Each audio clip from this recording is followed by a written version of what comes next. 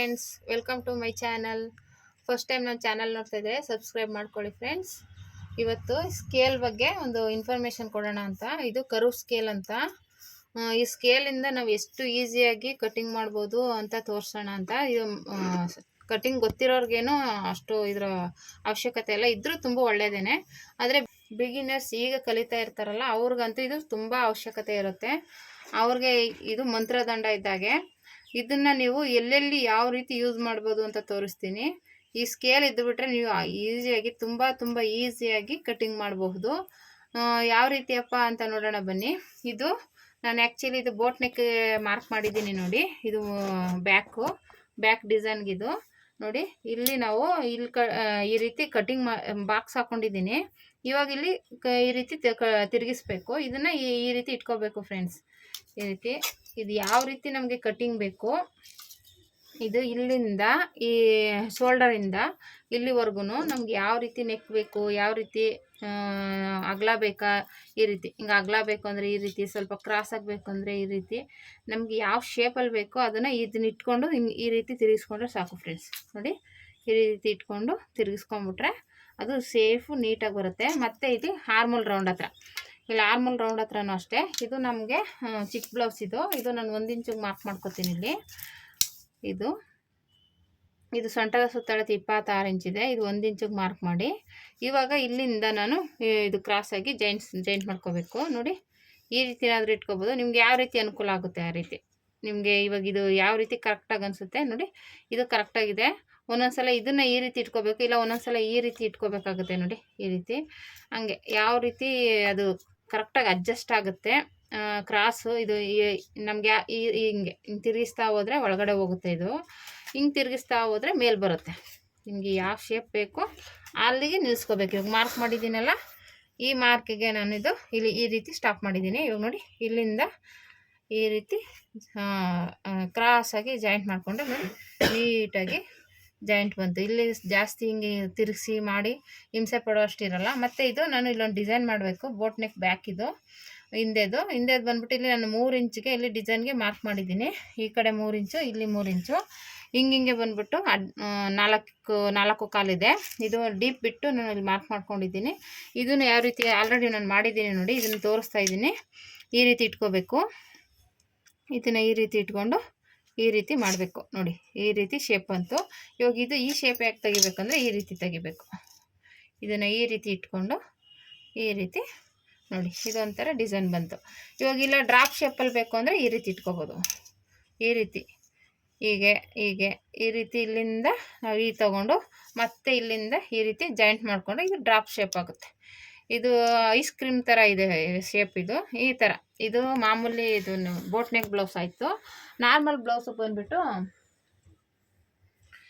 Normal ಬ್ಲೌಸ್ಗೂ ಅಷ್ಟೇ ನೋಡಿ. Deep ನಿಮ್ಗೆ ಎಷ್ಟು ಬೇಕೋ ಅಷ್ಟು ರೀತಿ ರೌಂಡ್ ನೆಕ್ಕಲ್ಲಿ ನಿಮ್ಗೆ ಎಷ್ಟು ಡೀಪ್ ಬೇಕಾಗುತ್ತೆ ಅಷ್ಟು ಡೀಪ್ಗೆ ಈ ರೀತಿ ಮಾರ್ಕ್ ಮಾಡ್ಕೋಬೋದು. ನೋಡಿ ಎಷ್ಟು ನೀಟಾಗಿ ಬಂತು. ಮತ್ತು ಇದು ಅಷ್ಟೇ ಆರ್ಮಲ್ ರೌಂಡು. ಇದು 1 ಕಾಲು ಇಡ್ತೀನಿ. ಇದು ಇಲ್ಲಿಂದನೂ ಅಷ್ಟೇ. ಇದಕ್ಕೂ ನೋಡಿ ಈ ರೀತಿ ಇಲ್ಲಿಂದ ಇಲ್ಲಿ ಮಾರ್ಕ್ ಮಾಡಿದ್ದೀವಲ್ಲ ಕಂಕ್ಳಿಂದ, ಈ ಕಂಕ್ಳಿಂದ ಈ ಶೋಲ್ಡರ್ವರೆಗೂ ಈ ರೀತಿ ಇಟ್ಕೋಬೇಕು. ಈ ರೀತಿ ಇಟ್ಕೊಂಡು ಅದು ಯಾವ ರೀತಿ ಶೇಪ್ ಇರುತ್ತೆ ಆ ಶೇಪಲ್ಲಿ ನೀವು ಮಾಡಿದ್ರೆ ನೀಟಾಗಿ ಇಲ್ಲಿಗೆ ಜಾಯಿಂಟ್ ಆಗುತ್ತೆ ನೋಡಿ. ಈ ರೀತಿ ಜಾಯಿಂಟ್ ಆಗುತ್ತೆ. ಮತ್ತು ಇನ್ನೊಂದು ಹ್ಯಾಂಡ್ಸ್ ಬಂದ್ಬಿಟ್ಟು ಈ ರೀತಿ ಹ್ಯಾಂಡ್ಸಲ್ಲೂ ಯೂಸ್ ಮಾಡ್ಕೋಬೋದು ಇದನ್ನು, ಈ ಸ್ಕೇಲ್ನ ನೋಡಿ.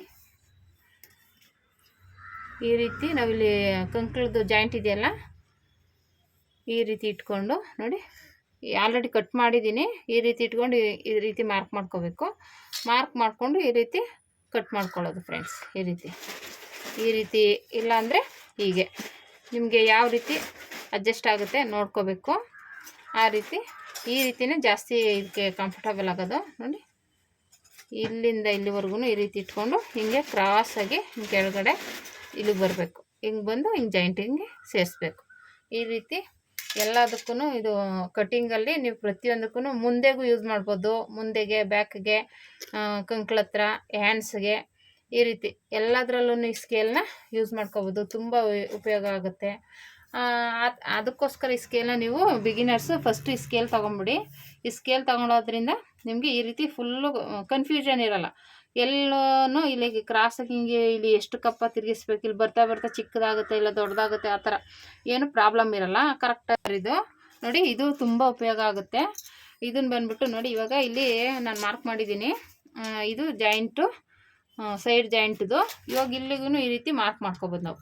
ಇವಾಗ ಈ ರೀತಿ ಮಾರ್ಕ್ ಮಾಡ್ಕೊಳ್ಳೋದ್ರಿಂದ ಕೆಳಗಡೆನೂ ಇದು ಮಾರ್ಕ್ ಆಗುತ್ತೆ ನೋಡಿ.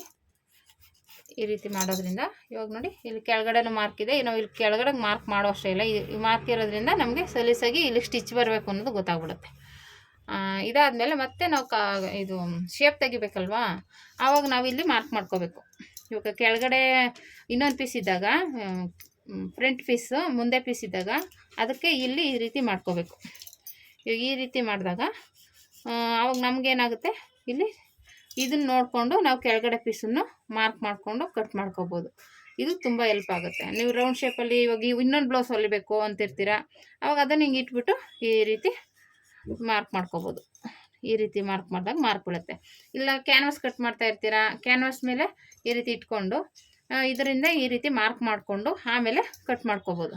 ಹಾಗಾಗಿ ಇದನ್ನು ತುಂಬ ಹೆಲ್ಪ್ ಆಗುತ್ತೆ. ಟೈಲರಿಂಗ್ ಮೆಟೀರಿಯಲ್ಸ್ ಜೊತೆಗೆ ಇದು ವೀಲರು ಮತ್ತು ಕರ್ವ್ ಸ್ಕೇಲು ಇದು ತುಂಬ ಹೆಲ್ಪ್ ಆಗುತ್ತೆ. ಮುಖ್ಯವಾಗಿ ಅದು ಬೇಕು, ಸ್ಕೇಲ್ ಬೇಕು, ಕತ್ರಿ, ಟೇಪು ಎಲ್ಲನೂ ಬೇಕು, ಮಾರ್ಕರ್ ಬೇಕು. ಟೈಲರಿಂಗಿಗೆ ಏನೇನು ಬೇಕು ಅಂತ ನಂದು ಆಲ್ರೆಡಿ ನಮ್ಮ ಚಾನಲ್ ಒಂದು ವಿಡಿಯೋ ಇದೆ, ಬೇಕು ಅಂದರೆ ಡಿಸ್ಕ್ರಿಪ್ಷನ್ ಬಾಕ್ಸಲ್ಲಿ ಹಾಕಿರ್ತೀವಿ, ಚೆಕ್ ಮಾಡ್ಕೊಳ್ಳಿ. ಇದ್ರ ಬಗ್ಗೆನೂ ಇವಾಗ ಅದಕ್ಕೋಸ್ಕರನೇ ಹೇಳ್ತಾ ಇರೋದು, ಮುಖ್ಯವಾಗಿ ಕರ್ವ್ ಸ್ಕೇಲು, ವೀಲರ್ ಬಗ್ಗೆ. ಇದನ್ನು ಮಾತ್ರ ನೀವು ಮಿಸ್ ಮಾಡದೆ ತೊಗೊಳ್ಳಿ. ಏನು ಜಸ್ಟ್ ಇದು 40 ರುಪೀಸು ಆಗ್ಬೋದು ಅಷ್ಟೇ, 20 ಇಲ್ಲ 40 ರುಪೀಸು ಅಷ್ಟೇ. ತೊಗೊಂಬಿಟ್ರೆ ನಿಮಗೆ, ನೀವು ಟೈಲರಿಂಗ್ ಈ ಕಲಿಯೋಕೆ ಬೇಕು ಅನ್ನೋರ್ಗೆ ಮಾತ್ರ ಇದು ಬೇಕೇ ಬೇಕು. ತೊಗೊಳ್ಳಿ ಫ್ರೆಂಡ್ಸ್, ತುಂಬ ಹೆಲ್ಪ್ ಆಗುತ್ತೆ. Okay friends, thank you for watching.